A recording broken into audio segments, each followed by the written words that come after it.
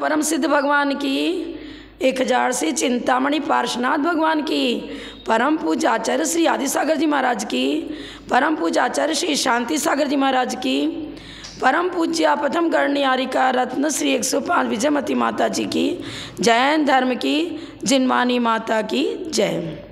आर्या संग पृथु प्रधान गणनी विजयाशति विंशते प्रोन्नत ज्ञान समुज्ज्वला कृतिधरा सीता समादर्शिका आदि सिंधु सुपट्ट शिष्य निकटे प्राप्ता गुणानेकदा आत्मध्यान तपोनुरक्त विमला कुर्वन्तु ते मंगलम कुर्वन्तु मे मंगलम कुर्वन्तु न मंगलम। बंधुओं, आज हम इस बात पर विचार करेंगे कि हमें अपने मनुष्य भाव को सार्थक करने के लिए क्या करना चाहिए। कल गुरु पूर्णिमा के विषय में आपने किंचित जानकारी प्राप्त करी। मैंने जो कल गुरु पूर्णिमा के विषय में बताया था उसमें गुरु की महिमा और गरिमा का विशेष महत्व की जानकारी आप सबको संक्षेप में बताई गई। लेकिन हुआ क्या, नंदीश्वर विधान में निरंतर दत्तचित्त रहने के कारण कुछ थकान विशेष हो गई और शाम को प्रवचन किया तो थकान विशेष समझ लो या ब्लड प्रेशर के कारण से समझ लो, कुछ गलतियां उसमें हो गई हैं। 4 आराधनाओं की जो हमने चर्चा करी वो आबाल वृद्ध सभी साधुओं को यद्यपि पता है, लेकिन बोलने में स्खलित हो गई। दर्शन, ज्ञान, चारित्र और तप, ये 4 आराधनाएं हैं। चातुर्मास काल में यतिगण साधुगण अपनी आराधनाओं को बहुत ऊंचाई तक ले जाने का प्रयास करते हैं। सबसे पहले मैं ये बताऊंगी कि आराधना है क्या। आ माने समन्तात। राध शब्द का अर्थ होता है निज आत्म तत्व, और उसमें ल्युट प्रत्यय लगा देने के बाद आराधन शब्द बना और टाप प्रत्यय लगाने के बाद आराधना शब्द बना। अर्थ ये हुआ कि हम अपने सम्यक दर्शन को निर्मल बनाने के लिए निरंतर प्रयत्नशील रहें। उसमें जो अतिचार, अनाचार, अतिक्रम, व्यतिक्रम आदि दोष लगते हैं उनका निराकरण करना। और वो कैसे होगा, उसके लिए भगवती आराधना ग्रंथ के अंदर अपनी रत्नत्रय का उद्योतन प्रकाशन करने के लिए कुछ विधियां बताई हैं। आज हम उस विषय पर भी संक्षेप में प्रयास करेंगे। आप तत्वार शुद्ध पढ़ते हो, उसमें लिखा है उज्जवण मुज्जवणम निवहणम साहणम च निच्छरणम। पढ़ते तो हैं, पाठ करते हैं, लेकिन उद्यवन क्या है और साधन क्या है, इन सब चीज़ों को समझना चाहिए। उज्जवण मुज्जवणम, उद्योतन और उद्यवन। सबसे पहले उद्योतन क्या है इस बात को समझेंगे। उद्योतन माने प्रकाशन। शंका आदि दोष निरसनम, शंका आदि दोषों का निरसन अर्थात उनको हटाना, यह सम्यक दर्शन का उद्योतन हुआ। सम्यक दर्शन में दोष लगते हैं शंका, कांक्षा, विचिकित्सा, अंदृष्टि, प्रशंसा, अंदृष्टि, संस्तव। इन दोषों का निराकरण करना, शंका आदि दोषों का निरसन, इसको कहते हैं उद्योतन। अब कैसे होगा, तो हमें सबसे पहले अपने जीवन में उस तत्व ज्ञान को जागृत करना है जिससे जैन दर्शन के प्रति अकाट्य श्रद्धा प्रकट हो जावे।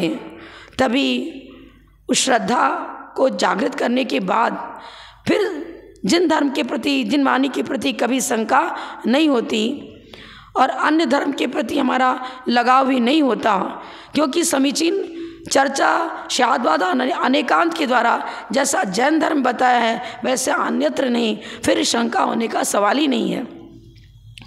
तो शंका आदि दोषों का निराकरण करना यह हुआ उद्यवन।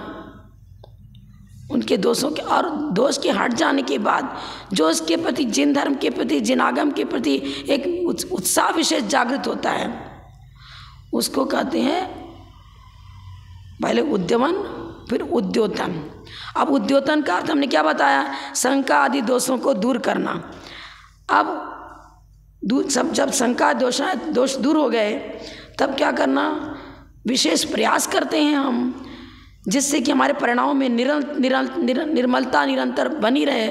उस निर्मलता का बना रहना यही पुरुषार्थ है। इसको उद्यमन कहते हैं, उद्योतन और उद्यमन। अब उद्यमन की परिभाषा क्या बताई भगवती आराधना में, असकृत दोषादि परिणति उद्यमन, बार बार सम्यक दर्शन आदि रूप परिणति का होना, इसको कहते हैं उद्यमन, मैंने पुरुषार्थ विशेष जागृत होना। फिर निर्वहन, जीवन पर्यंत अपने व्रतों का पालन अच्छी तरह से करना, सम्यक दर्शन का निरतिचार आचरण में उसको लाना, यह हुआ निर्वाह करना। निराकुलम वहनम धारणम निर्वहनम, निराकुलम निराकुल चित्त से, बिल्कुल कभी घबराना नहीं। कोई विपत्ति भी आ गई, परीक्षा आदि भी आ गया, तो व्याकुलता का न होना, अपनी परिणति को, दर्शन आदि परिणति को संभालना, उसमें तत्पर रहना, च्युत नहीं होना, इसको कहते हैं निर्वाण। अब गृहस्थ है तो साधु भी हैं, तो अन्य कार्यों में भी लगना पड़ता है, विहार करते हैं, अब उपदेश करना, अन्य श्रावकों को व्रत नियम संयम दे करके उनको अपने मार्ग पर लगाना, तो निस्वरूप से पृथक क्रियाएं भी करनी पड़ती हैं। पर अन्य कार्य की तरफ उपयोग लग जाने के बाद भी गौण पक्ष हो गया, लेकिन सम्यक दर्शन के परिणामों को हम छोड़ते नहीं है। उस समय अपने रत्नत्रय की रक्षा करते हुए अन्य कार्यों में लगना, उपयोगांतरेण अंतर्नीतानाम दर्शनादि परिणामानाम निष्पादनम साधनम, उज्जवण मुज्जवण निव्वणम साहनम च निच्चरणम, साधन करना माने अन्य कार्य की तरफ हमारा ज्ञानोपयोग जब लग जाता है, तब सम्यक दर्शन की परिणति जागृत नहीं रहती, उधर उपयोग नहीं है, लेकिन रक्षण तो हो रहा है, छोड़ा नहीं है हमने। हम जब अपने व्रतों के पालन करने में निरंतर दत्तचित रहते हैं, लेकिन उपयोग बहिर्मुख भी होता है और अंतर्मुख भी होता है। आहारचर्या को उठे, अब शोधन कर रहे हैं, शोधन करने की तरफ मेरा उपयोग है, तो क्या उस समय हम अपने रत्नत्रय की रक्षा नहीं कर रहे हैं क्या? अरे व्रतों का रक्षण तो हर समय हो रहा है। ये छद्मस जीव का उपयोग एक तरफ इंगेज होगा, लेकिन उपयोग एक तरफ रहते हुए भी तत्वार्थ सूत्र को याद रखें, अर्पिता नर्पित सिद्धे, गौण और मुख्य रूप से चर्चा, मुख्य रूप से उपयोग किसी एक तरफ लगता है, लेकिन गौण रूप में वो सब हमारे पास रक्षित है, उसकी रक्षा भी निरंतर हो रही है। मतलब सम्यक दर्शन का स्वरूप क्या है, उसके अतिचार क्या है, दोष क्या है, इन सब का हम चिंतन नहीं कर रहे हैं। हम तो उस समय द्रव्य संग्रह पढ़ा रहे हैं, किसी को तत्वासूत्र पढ़ा रहे हैं, लेकिन क्या व्रतों का रक्षण हुआ कि नहीं हुआ? हो रहा है, रक्षित है। व्रतों की रक्षा करते हुए मन से तो अपने स्वरूप में है, लेकिन वचन और काय से अन्य प्रवृत्ति भी होती है। ऐसा ही समाधि तंत्र में इष्टोपदेश ने बताया भी है। मन से तो बहिर्मुख प्रवृत्ति मत बनाओ, पंचेंद्रिय विषय भोगों में मन रंजायमान नहीं है, लेकिन अपने व्रतों की साधना के लिए, द्रव्य प्राण की रक्षा के लिए आहार को भी जाना पड़ता है। आहार करते हैं, विहार भी करते हैं व्रतों की रक्षा के लिए, और समय समय पर श्रावकों को धर्मोपदेश भी देते हैं। लेकिन क्या उस समय अपने स्वरूप का हम रक्षण नहीं कर रहे हैं क्या? अपने स्वरूप की रक्षा करते हुए अन्य कार्यों में लगना, अन्य कार्य माने व्यवहार नहीं की भूमिका में परोपदेश करना पड़ता है, अपने प्राण की रक्षा के लिए आहार को उठना पड़ता है।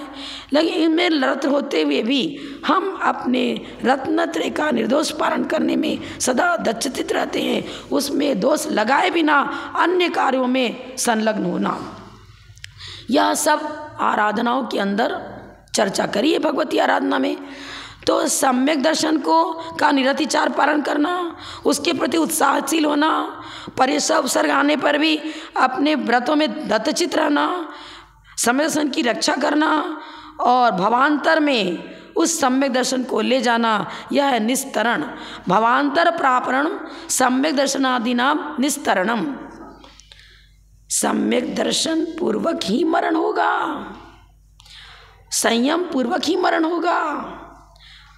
अपने रत्नत्रय की रक्षा करते हुए समाधि मरण करना, यह हुआ निस्तरण। भवांतर में अपने रत्नत्रय को साथ में ले जाते हुए अंत समय तक आयु का अंतिम निषेक है, तब तक संयम का पालन किया और फिर जब आयु पूरी हो गई, अब दूसरी आयु का प्रारंभ होगा, देवायु का प्रारंभ हुआ, तो वहाँ तो चतुर्थ गुण स्थान है। महाव्रत वहाँ नहीं रहे, लेकिन महाव्रत पूर्वक शरीर का परित्याग किया था। तो विग्रह गति में तो पहला दूसरा चौथा गुण स्थान ही होता है, लेकिन मुनिराज संलेखना पूर्वक शरीर का त्याग करते हैं, संयम पूर्वक ही उनका मरण हुआ। पूर्व आयु का उच्छेद और नवीन आयु का प्रारंभ। बुद्धिमान आयु का समापन तो संयम पूर्वक ही हुआ। तो छठे गुण स्थान में मरण होता है, पांचवें में मरण होता है। लेकिन जब विग्रह गति आई तो उस समय विग्रह गति में पहला दूसरा और चौथा चार ही गुण स्थान होते हैं।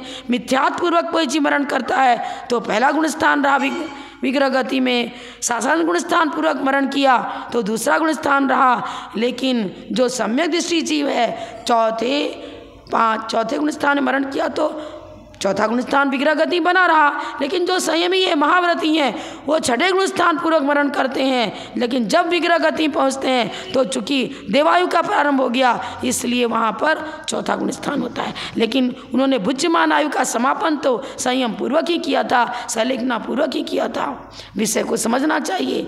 आराधना मने समन्तात, हर पहलू से प्रमाण नए निक्षेप के द्वारा हम वस्तु स्वरूप को समझें। सम्यक दर्शन क्या है, सम्यक ज्ञान क्या है, सम्यक चारित्र क्या है, सम्यक तप क्या है, इन सब को समझना और उस पर दृढ़ आस्था का होना, यह हुआ सम्यक दर्शन की आराधना। और संशय विपर्य अनध्यवसाय दोष रहित अपने सम्यक ज्ञान की रक्षा करना, बनाए रखना, यह हुआ सम्यक ज्ञान की आराधना। और सम्यक चारित्र जैसा व्रत नियम संयम पालन मुनिराज को करना चाहिए, उस प्रकार अपने व्रतों का पालन करते रहना, यह हुआ चारित्र का उद्योतन, प्रकाशन और रक्षण। चारित्र की आराधना हुई। और तप इच्छा निरोधस तप, कभी भी असंयम रूप परिणाम का न होना। यदि असंयम रूप परिणाम का न होना, यही तपाराधना है। अपने व्रतों में मूल गुणों में, उत्तर गुणों में अतिक्रम, अतिचार, अनाचार आदि दोषों को हटाते हुए अपने व्रतों में संलग्न रहना, उसके प्रति उत्साह होना, उसकी रक्षा करते रहना, भवांतर में अपने व्रतों को ले जाने का पूर्ण प्रयास करना। मतलब बुद्धिमान आयु पर्यंत व्रतों की रक्षा करना, असंयम का परिणाम न होना। असंयमी तप का कलंक है, तो तपस्रण को निर्मल बनाना, यह हुआ तप का उद्योतन, प्रकाशन, उद्यमन, निस्तरण। तो क्या बता रहे हम, चारों आराधनाओं की सिद्धि के लिए निरंतर प्रयत्नशील रहना चाहिए। आराधना किसे कहते हैं? अपने आत्मिक गुणों का, अपने रत्नत्रय का उद्योतन करना, प्रकाशन करना, उसकी रक्षा करना, उनके लिए योग्य साधन को जुटाना और आयु के अंतिम निषेक पर्यंत व्रतों का रक्षण करते हुए, उसकी सुरक्षा करते हुए समाधि मरण करना। इस प्रकार से आराधनाओं की चर्चा भगवती आराधना ग्रंथ में करी है। तो हम मुनिराज जो चातुर्मास करते हैं, वो चातुर्मास में अपनी आराधनाओं को उच्च कोटि तक ले जाने का प्रयास करते हैं और शारीरिक, मानसिक, आगंतुक, आकस्मिक आदि 4 प्रकार के जो दुख हैं, उन दुखों का निराकरण भी इसी रत्नत्रय की साधना के द्वारा होता है। तो दुखों का निरसन, चारों गतियों से छूटने का प्रयास, सब प्रकार से अपने व्रतों का रक्षण करने का प्रयास करना, दर्शन, ज्ञान, चारित्र, इन तप और जप, इन आराधनाओं की प्राप्ति और सिद्धि में दत्तचित रहना, साम दाम दंड भेद के द्वारा, उन नीतियों के द्वारा संघ को भी धर्म ध्यान में लगाना, मतलब शिष्यों के व्रतों का भी निरतिचार पालन करवाना, ये सब कार्य ऋषि मुनि यति अनगार चातुर्मास काल में विशेष रूप से साधना करते हैं।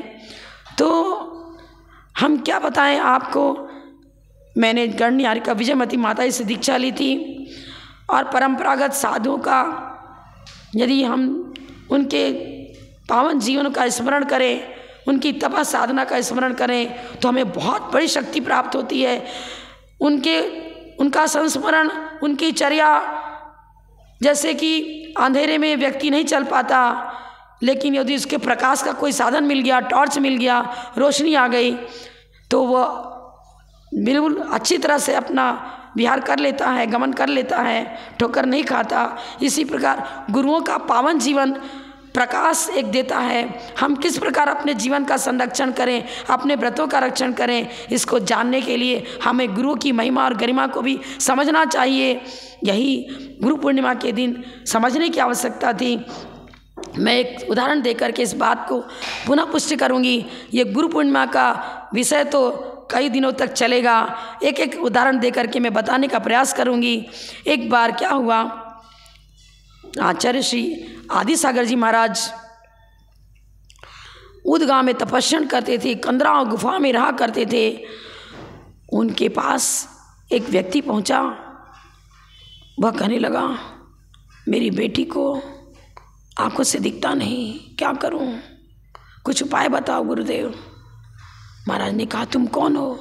तो उसने कहा, मेरी तो जाति सही नहीं है, मैं तो मुसलमान हूँ।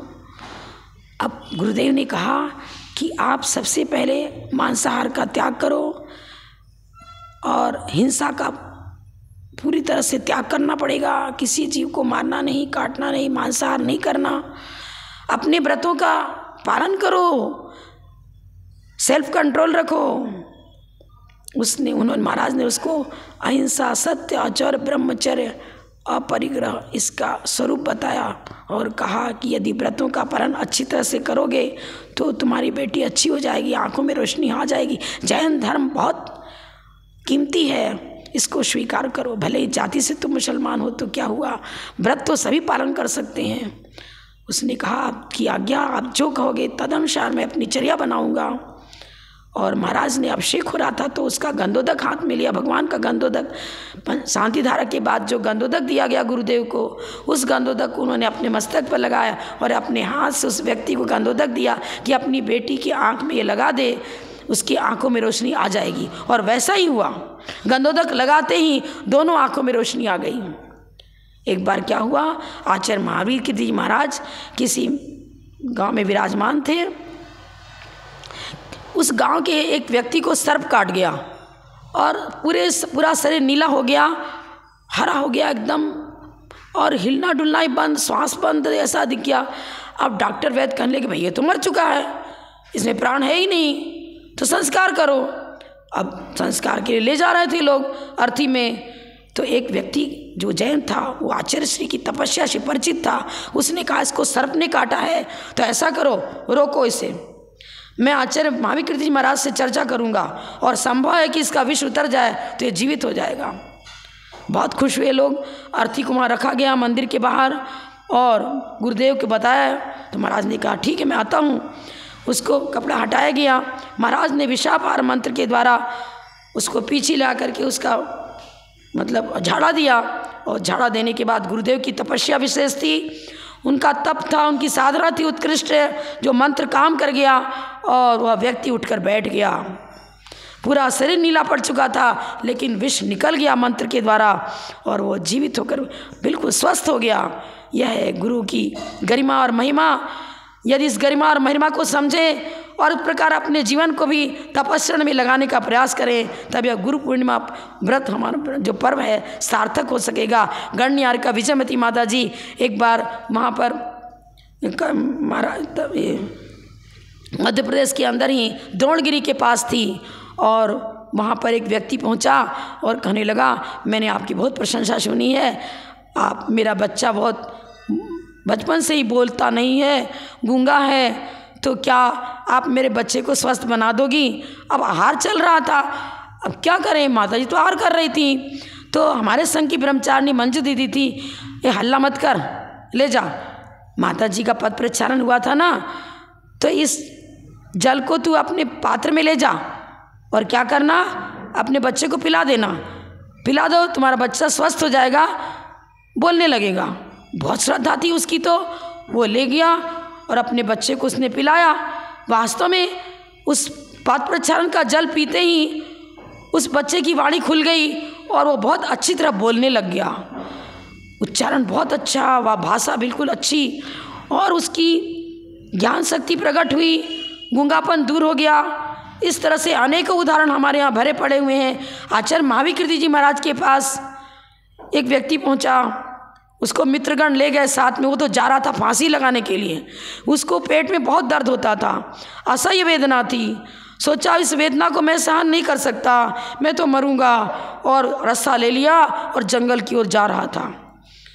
तो उसका मित्र, वो तो जानता था कि ऐसा करने वाला है, उसको कहा, देख मेरे गुरु यहाँ विराजमान हैं, तू बाद में तेरे को जो करना करना, पहले मेरे गुरु के पास चल। अब महाराज तो आचार्य को उठ रहे थे, आचार्य महाविकृति जी महाराज, पूरा संगी था।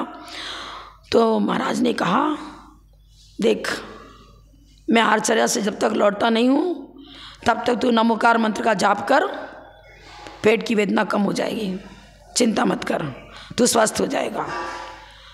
तो गुरु आज्ञा पालन किया उसने। अब महाराज ने उसके सिर पर पीछी लगाई थी, क्या चमत्कार हुआ, कहाँ तो पेट की वेदना से तड़फड़ा रहा था और नमोकार मंत्र गुरु आज्ञा के अनुसार पढ़ना शुरू किया, पेट की वेदना चली गई। उसी समय गुरु का आशीर्वाद मिला था। अब महाराज लौट कर के आए, उसको बताया, देख शीर्षासन से तू साधना कर, सिर नीचे और पैर ऊपर दीवार के सारे खड़ा करना। शीर्षासन करने के बाद अल्प दिनों के अंदर ही तेरे पेट का रोग हमेशा के लिए दूर हो जाएगा। तूने आत्महत्या का जो संकल्प किया है, महाराज को बहुत ज्ञान था, दूरदर्शिता थी, उसने समझ लिया, चेहरे को देखकर ये आत्महत्या की भावना कर रखना था, गलत कर रहा है तू। रोग से निष्कासन करने की अच्छी विधि हमारे जैन धर्म में क्या नहीं है, सब कुछ है, पर आस्था होनी चाहिए। उस प्रकार चर्या बनाने का प्रयास करो। लौकिक संकट हो, कुछ भी हो, कैसा भी रोग शोक आदि व्याधि हो, सब जिन धर्म को स्वीकार करने से सारे कष्ट दूर होते हैं। उसको श्रद्धा हुई, उसने वैसा ही किया और पेट का दर्द हमेशा हमेशा के लिए चला गया। तो इस तरह के अनेक कथानक भरे पड़े हुए हैं। आरा में गण हमारी जन्मभूमि, जो मतलब हमारी तो क्या बताऊंगी, पूर्व पर्याय की अपेक्षा बता रही हूँ, जन्म की अपेक्षा ही। आरा में जन्म हुआ था, वहाँ गणनियार का विजयमती माता जी का चातुर्मास हुआ, शिक्षक विधान चल रहा था।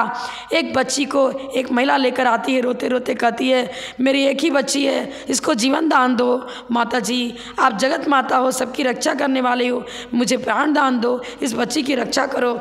अब चिल्ला रही थी खूब जोरों से, अब विधान चल रहा था, क्या करें।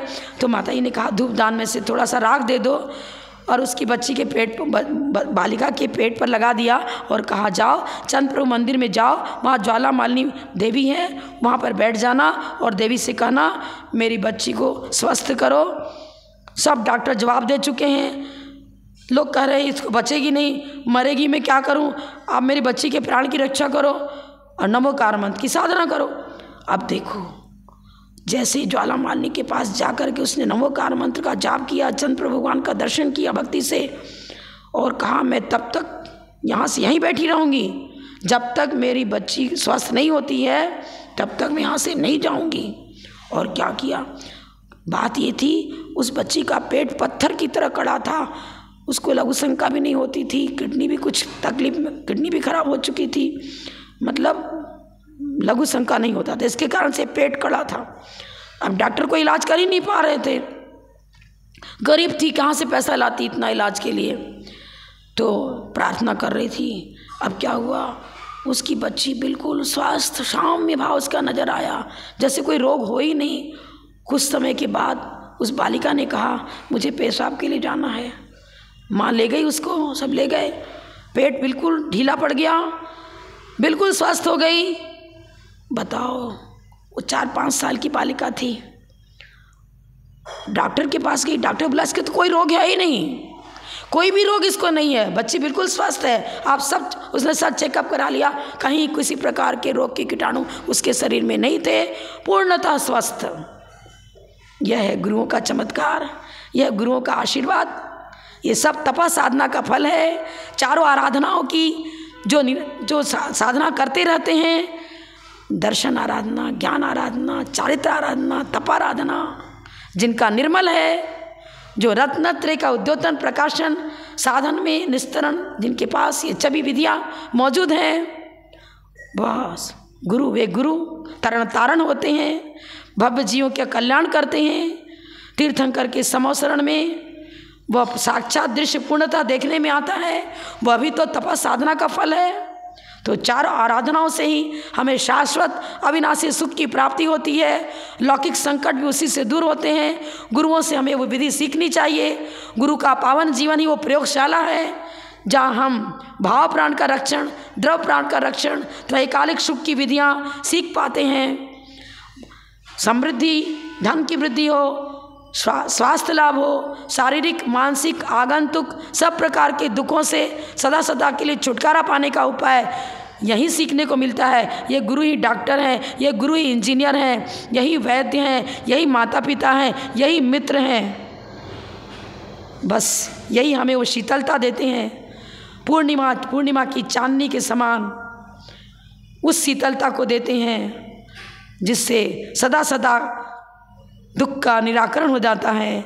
चंद्रमा तो उदित होता है, अस्त होता है, स्थायी शीतलता नहीं दे पाता, पर गुरु का सानिध्य हमें वो शीतलता देता है जिससे कभी भी संताप आवे ही नहीं, दुख आवे ही नहीं, कष्ट आवे ही नहीं। तो गुरु पूर्णिमा को एक दिन ही उसकी गरिमा को समझ करके मत छोड़ देना, सदा सदा याद रखना उनकी साधनाओं का, उनकी तपस्या का, उनके धर्मोपदेश से जो कुछ आपने सीखा उसका स्मरण और चिंतन करते रहो। रश्मियाँ बढ़ेंगी, तप बढ़ेगा, ज्ञान बढ़ेगा, संकट दूर होता चला जाएगा, और एक दिन ऐसा आएगा कि आपका स्वयं का पावन जीवन भी उस चार आराधनाओं की सिद्धि पूर्वक, शुद्ध अवस्था की प्राप्ति पूर्वक क्या होगा, जन्म जरा मरण के चक्कर से छूटकर, चारों गतियों से छूट करके आप अब क्या स्थायी सुख शांति को प्राप्त कर सकोगे, सिद्ध अवस्था को प्राप्त कर सकोगे, जहाँ दुख कभी आता ही नहीं, सदा सुख ही सुख रहता है। इंद्रियजन सुख क्षणिक होता है और अतीन्द्रिय आत्म सुख स्थायी होता है। उस स्थायी सुख को प्राप्त करने का प्रयास निरंतर करते रहो। सिर्फ गुरु पूर्णिमा आपको एक दिन की चर्या के लिए, हम एक दिन वहाँ उपस्थित होकर के मात गुरुओं का गुणानुवाद कर दिया और उपस्थित हो गए, गुरु पूजा कर ली, इसी में गुरु पूर्णिमा पर्व समाप्त नहीं होता है। हमें तो वो रोशनी उनसे लेनी है जिससे हमारे जीवन में कभी मोहांधकार, अज्ञानांधकार, पापांधकार आवे ही नहीं। उस रोशनी को रिजर्व करो, अंतः कक्ष में बनाए रखो, और बना करके क्या करना है, पूरी दैनिक चर्या, जब भी आप उठो बैठो कहीं भी जाओ, उस रोशनी को साथ में रखना। वो टॉर्च यदि साथ में है तो पाप से बचते रहोगे, और रत्नत्रय की ज्योति आपके जीवन में सदा प्रज्वलित रहेगी। और उस ज्योति का सहारा लेते हुए एक किली से एक दीपक से दूसरा दीपक जल जाता है, माचिस लगाते हो, दीपक जलाते हो, उस दीपक से दूसरा दीपक जल जाता है। बस यही तो करना है गुरु पूर्णिमा के द्वारा। उस दिन हमें जो रोशनी उनकी देशना से प्राप्त हुई, उनकी चर्या से प्राप्त हुई, उस रोशनी को निरंतर बनाए रखो, अपने जीवन को प्रकाशित करो, अन्य को भी उसका स्वरूप बताओ, और तरल बनते हुए चारों आराधनाओं के द्वारा अपने जीवन को सुसंस्कृत बनाओ। इतना ही कहकर मैं विराम लेती हूँ। जय बोलो परम पूज्य प्रथम गणनियारिका रत्न श्री 105 विजयमती माता जी की जय। जैन धर्म की जय। जिनवानी माता की जय।